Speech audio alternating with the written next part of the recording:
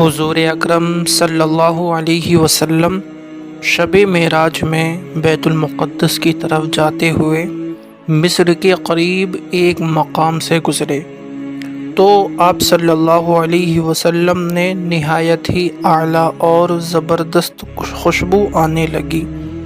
آپ صلی اللہ علیہ وسلم نے حضرت جبرائیل علیہ السلام سے پوچھا، یہ کیا خوشبو کیسی ہے؟ تو جبرائیل علیہ السلام نے جواب دیا، فرعون کی بیٹی کی باندی مشاطہ اور اس کی اولاد کی قبر سے آ رہی ہے۔ پھر حضرت جبرائیل علیہ السلام نے اس کا قصہ بیان کیا کہ مشاطہ فرعون کی بیٹی کی خادمہ تھی اور وہ خفیہ طور پر اسلام لا چکی تھی۔ ایک دن فرعون کی لڑکی کو کنگھی کرتے ہوئے اس کے ہاتھ سے اتفاقاً کنگھی گر پڑی۔ وہ اٹھانے لگی تو اس کی زبان سے بے ساختہ بسم اللہ نکل گیا۔ اس پر شہزادی نے کہا کہ تو نے آج عجیب کلمہ بولا، رب تو میرے باپ فرعون ہی ہیں، تو پھر تم نے یہ کس کا نام لیا؟ اس نے جواب دیا، فرعون رب نہیں بلکہ رب وہ اللہ ہے جو مجھے اور تجھے اور خود فرعون کو روزی دیتا ہے۔ شہزادی نے کہا، اچھا تو میرے باپ کے سوا کسی اور کو اپنا رب مانتی ہے؟ اس نے جواب دیا، ہاں میرا اور تیرا رب، ہم سب کا رب، تیرے باپ کا رب صرف اللہ رب العزت ہی ہے۔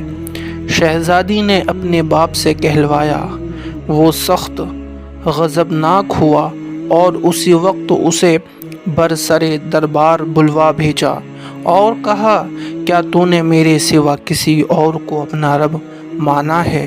اس نے کہا، میرا اور تیرا رب اللہ تعالی ہی ہے جو بلندیوں اور بزرگی والا ہے۔ فرعون نے اسی وقت حکم دیا کہ تانبے کی جو گائے بنی ہوئی ہے اس کو خوب تپایا جائے اور جب بالکل آگ جیسی ہو جائے تو اس کے بچوں کو ایک ایک کر کے اس میں ڈال دیا جائے، آخر میں خود اسے بھی اس میں ڈال دیا جائے۔ چنانچہ وہ گرم کی گئی، جب آگ جیسی ہو گئی تو حکم دیا کہ اس کے بچوں کو ایک ایک کر کے اس میں ڈالنا شروع کرو۔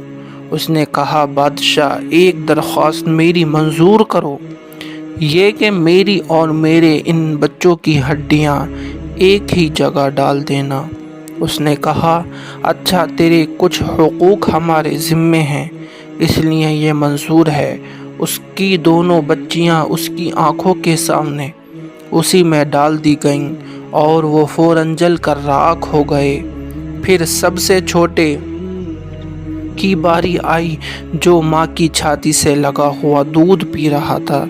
فرعون کے سپاہیوں نے اسے گھسیٹا تو اس نیک بندی کی آنکھوں تلے اندھیرا چھا گیا۔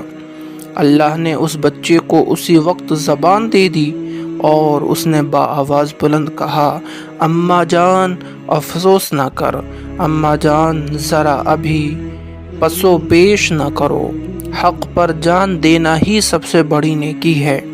چنانچہ انہیں صبر آ گیا، اس بچے کو بھی آگ میں ڈال دیا گیا۔ آخر میں ان کی ماں کو بھی اسی آگ میں جلا کر مار دیا گیا۔ یہ خوشبو کی مہکیں اسی کے جنتی محل سے آ رہی ہیں۔ سبحان اللہ۔